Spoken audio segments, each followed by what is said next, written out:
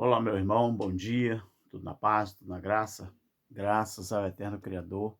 Mais uma oportunidade, meus queridos, que nós estamos aqui para trazermos mais um vídeo para a honra e glória do nosso Criador.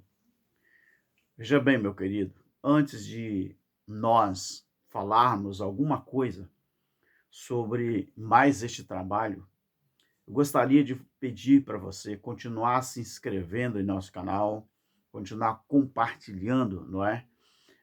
O nosso trabalho e também fazendo uma coisa importante, deixando os seus comentários aí na aba dos comentários para que outras pessoas possam ter acesso a esse vídeo. Em primeiro lugar, meu querido, eu vou trazer alguns vídeos durante algum tempo baseado nas 10 pregações que você já ouviu, mas que foram muito mal interpretadas. Eu quero aqui agradecer ao nosso irmão, Evandro Moretti, que compartilha o seu trabalho conosco, ele compartilha os seus estudos conosco, e nós temos, graças ao nosso Criador, um material farto, justamente porque ele tem ajudado bastante pessoas. O que eu quero trazer, meus queridos, inclusive, você pode aí também ter acesso ao nosso irmão Evandro Moretti. Esse irmão é abençoado e ele tem feito um trabalho excelente, tá bom, meus queridos? E, além do mais, nós pedimos a todos os nossos irmãos queridos que você fique, tá, com o desconfiômetro ligado, meu querido. Cuidado com o sequestro, não é, da subjetividade que o sistema ele tem lutado, ele tem trabalhado para alcançar os seus êxitos. Então, quando você tem a sua subjetividade, vamos dizer assim, sequestrada, você não tem muito entendimento da palavra do nosso eterno Criador. Então, meu querido, nesse primeiro trabalho que eu estou trazendo aqui, eu quero falar sobre a primeira pregação que é muito mal ensinada nos nossos dias de hoje. E qual é ela? Esse é o primeiro vídeo. Entre aspas, eles falam assim: a nossa igreja é uma igreja bíblica. Mas vamos ver isso à luz da palavra para vermos verdadeiramente aquilo que a palavra fala? Então, essa frase, nossa igreja é uma igreja bíblica, ela, com certeza, você já ouviu isso. Entretanto, meus queridos, entretanto, nós não fomos chamados para ser uma igreja bíblica. Nós fomos chamados para sermos uma igreja cristã. Então, muitos pastores, líderes de denominações, gostam de usar essa frase para dar mais autoridade ao que é proposto aos seguidores. Mas esse é um erro totalmente anti-evangelho. Então, a Bíblia, meus queridos, preste muita atenção no que eu vou falar. A Bíblia, nas mãos de um malandro da fé ou de um líder vendido ao sistema atual de igreja-empresa é uma arma muito poderosa. Ela é capaz de enganar, é capaz de matar e é capaz de roubar. Então você não fique entusiasmado quando você ouvir um pregador dizer que a igreja ou ela é bíblica ou, por isso, não quer dizer absolutamente nada. Quando você ouvir um pregador dizer que a igreja ou ele é bíblico, isso não quer dizer absolutamente nada, meus queridos. Então, a explicação correta é essa aqui, que a igreja do nosso Criador, ela só é bíblica se ela apontar para Yahushua. Porque ele é o assunto da Bíblia. Mesmo até porque, queridos, que a igreja ela já passou por todas as fases bíblicas que ela tinha que passar. Nós já atravessamos o tempo da lei, já atravessamos o tempo do evangelho do reino, já atravessamos o tempo do evangelho da graça, que terminou com o apóstolo Paulo, e nós estamos agora vivendo a era do evangelho eterno. Porque tudo que a Bíblia falou a respeito de Jesus aconteceu no primeiro século. Então, a partir do momento que houve o juízo sobre Israel, nós temos a conclusão no Apocalipse. Do Apocalipse para cá, você não tem mais uma Bíblia escrita. Só que muita gente não sabe disso. Então a igreja, o termo igreja, ela só era bíblica se ela apontasse para Jesus, porque ele é que é o assunto da Bíblia. Preste atenção no que diz lá em Lucas, no capítulo 24, versículo 27. Lá diz assim: e começando por Moisés e por todos os profetas, explicava-lhes o que dele se achava em todas as Escrituras.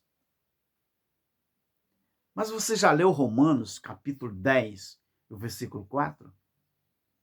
Você já leu Lucas 16 e 16? Você já leu Hebreus, capítulo 8, 9 e 10? E você já leu o tempo verbal em que foi escrito o livro de Apocalipse? Então, as pessoas têm que aprender a valorizar o que está escrito na Bíblia.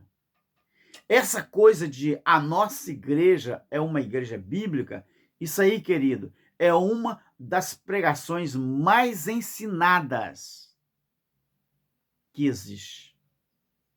Então você tem que manter o seu desconfiômetro sempre ligado.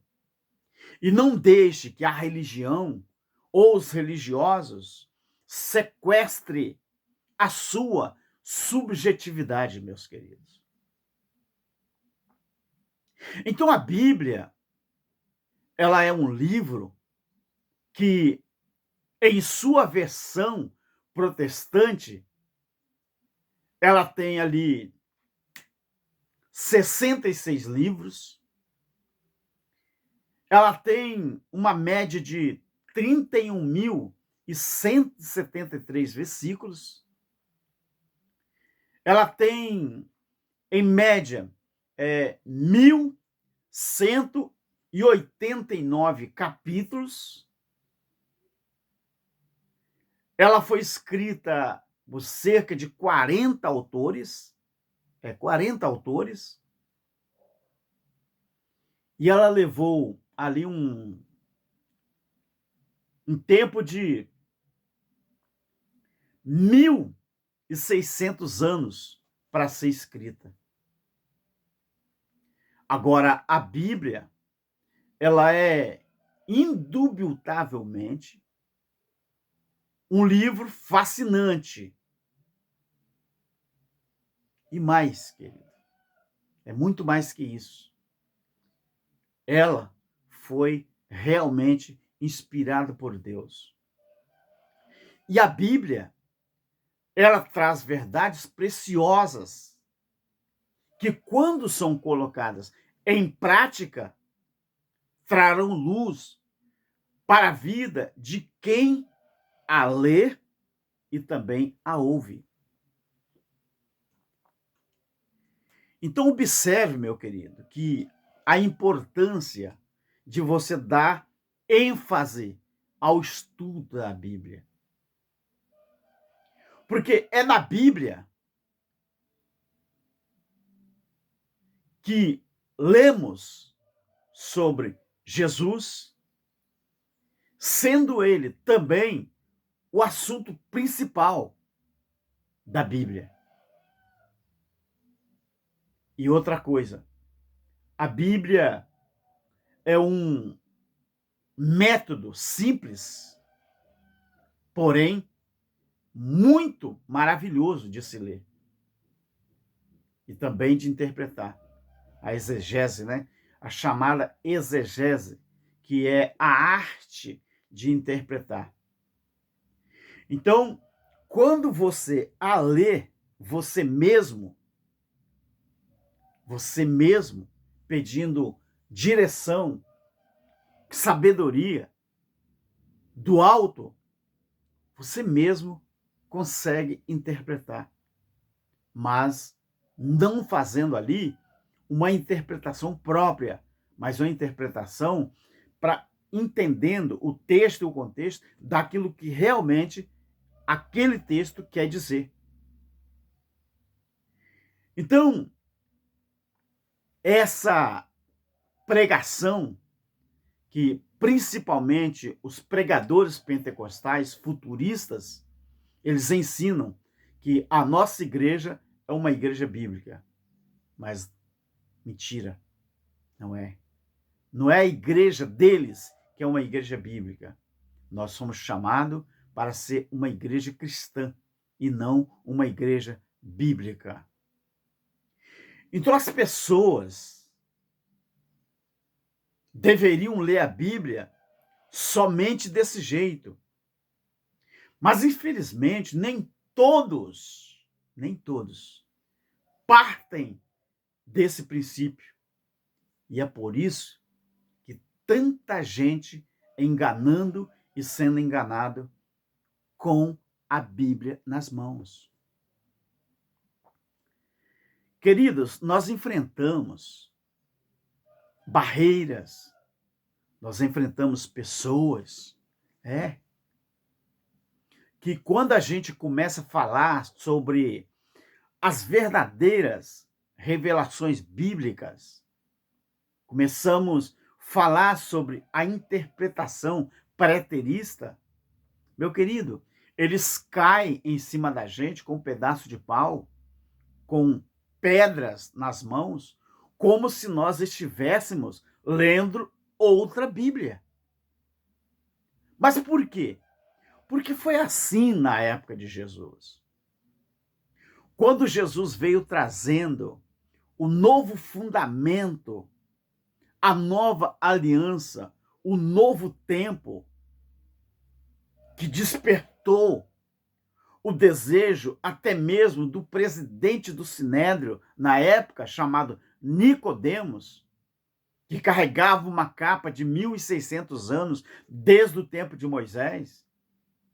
Nicodemos era príncipe dos judeus, era mestre em Israel. E esse título, príncipe ou mestre, só era dado na época ao presidente do Sinédrio. Tanto que ele foi encontrar com Jesus à noite. Para quê? E por quê? Porque ele não queria que os seus companheiros do Sinédrio visse ele ali naquele encontro épico, não é? Que foi ali o encontro talvez dos dois homens mais importantes daquela época, o Jesus de Nazaré e o presidente do Sinédrio. Ali foi um encontro épico, não é?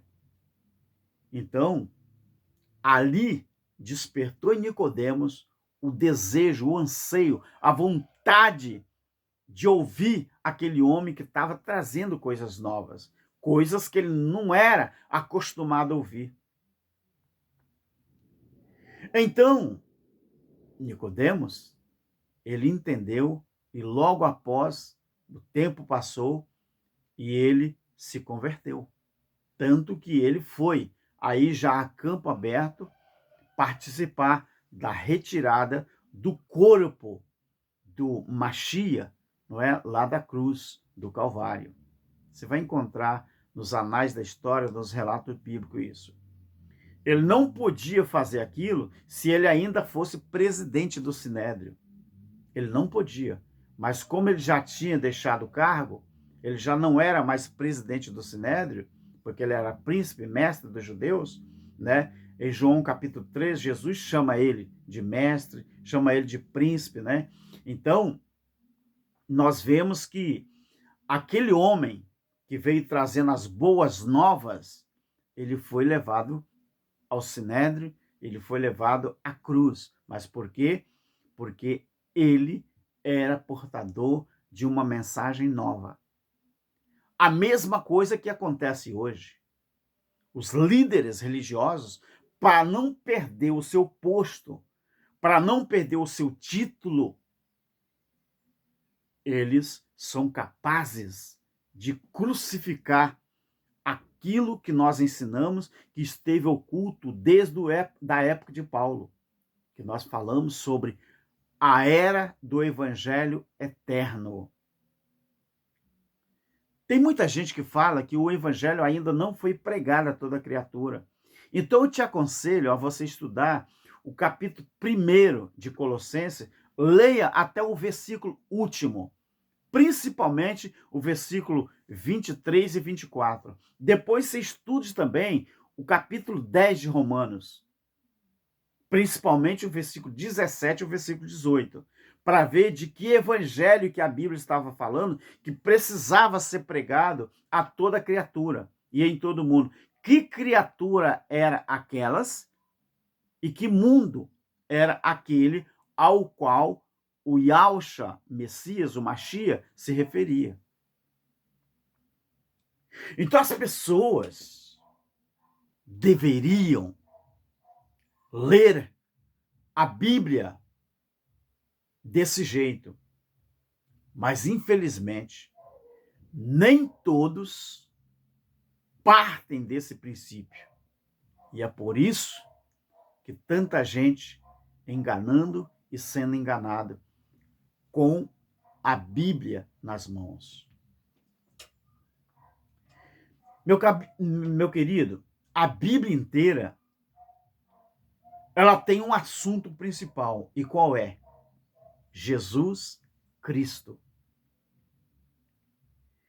Então, você tem que saber que o assunto da Bíblia é Jesus Cristo. Então, é preciso as pessoas conhecê-lo. Então, você deve começar a sua leitura pelo Novo Testamento, já que o assunto principal da Bíblia é Cristo. Então, nada melhor do que saber sobre ele. E o Novo Testamento traz essas preciosas informações.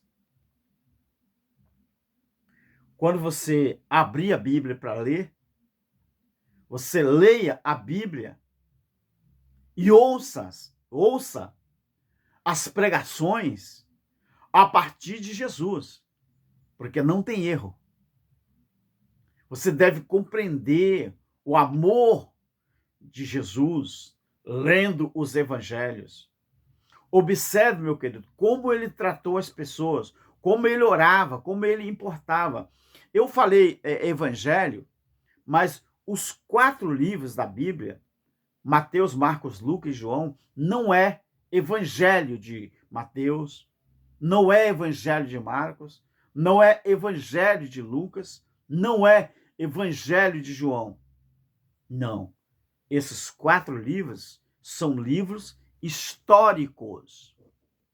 São livros históricos, não é? Às vezes a gente fala que é livro, evangelho de um, evangelho de outro. Então, observe, meu querido. Observe uma coisa importante que eu quero deixar aqui para você. Olha só. Observe que Jesus,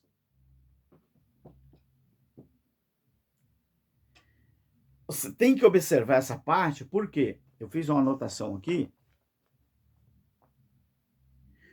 Deixe que aquele modo de vida, não é, que ele levava, tem que penetrar no seu coração.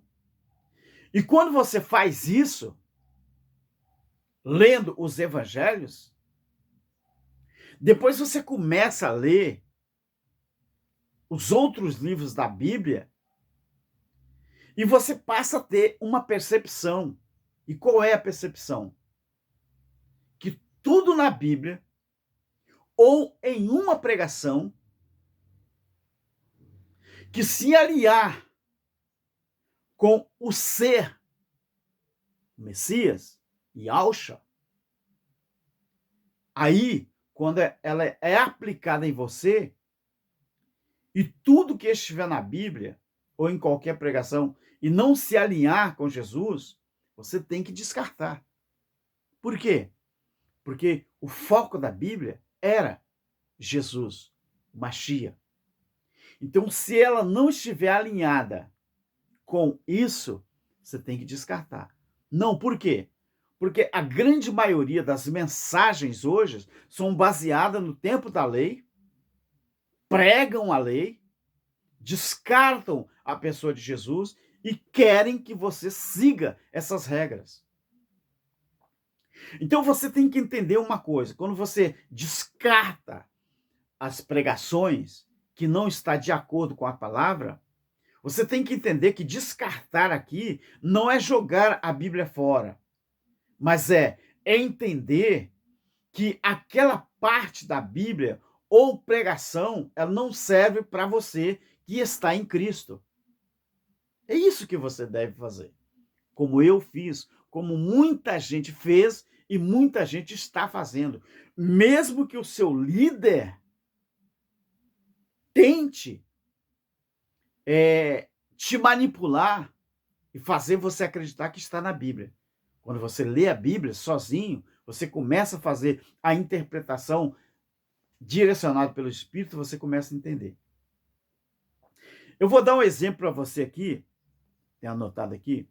Por exemplo, em 2 Reis, capítulo 2, o versículo 24, quando o profeta Elias amaldiçoou 42, o profeta Eliseu amaldiçoou aqueles 42 rapazes que o zombava dele, chamando ele de careca, isso se alinha com Jesus, por exemplo?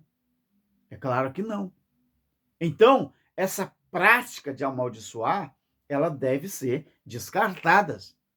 Porque Eliseu amaldiçoou, você não vai amaldiçoar.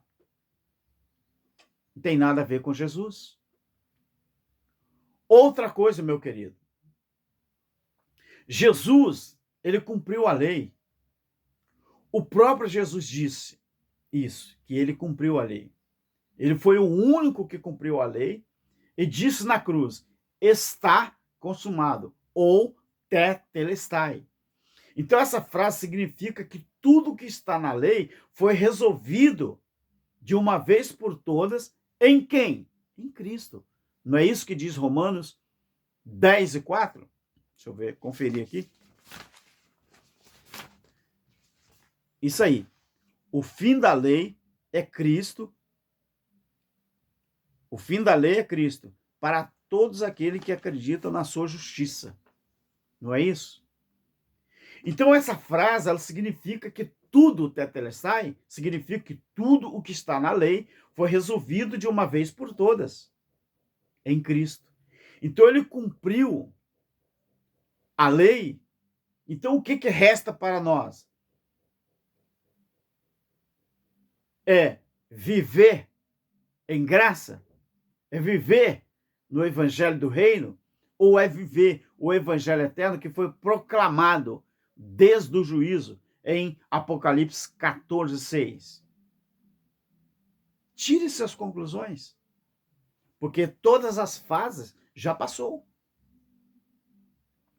Então você deve começar hoje mesmo, se você quiser, a sua leitura bíblica. Ore e peça a Deus discernimento, peça a Ele, ao Criador, sabedoria. E siga em frente, meu querido. Vai ser muito bom se você fizer isso. A igreja ser bíblica não significa exatamente nada caso seja primeiramente formado por gente que é discípulo de Jesus. Eu vou repetir. O fato, a igreja ser bíblica não significa exatamente nada caso não seja primeiramente formada por gente que é discípula de Jesus. E aonde estão esse tipo de gente que entendeu que o reino passou, a incircuncisão passou, o juízo já passou, e agora nós vivemos o pós-apocalipse, não o anti-apocalipse. Porque quando você fala assim, eu vou estudar a Bíblia e quero entender todas as fases, desde o Gênesis até o Apocalipse, você vai entender. Então, querido, esse negócio de pregador dizer a minha igreja é bíblica, não. A igreja, o corpo de Cristo, ela é espiritual. Hebreus 3:6. Nós somos o corpo, nós somos a igreja. Tá bom, meu querido? E tenha um bom final de semana e que Deus, o Criador, te abençoe. Final de semana não, tenha uma boa semana, não é? Com Deus, com o Criador na sua vida e que com certeza nós vamos sempre, sempre avançar. Graça eterna a todos. Amém.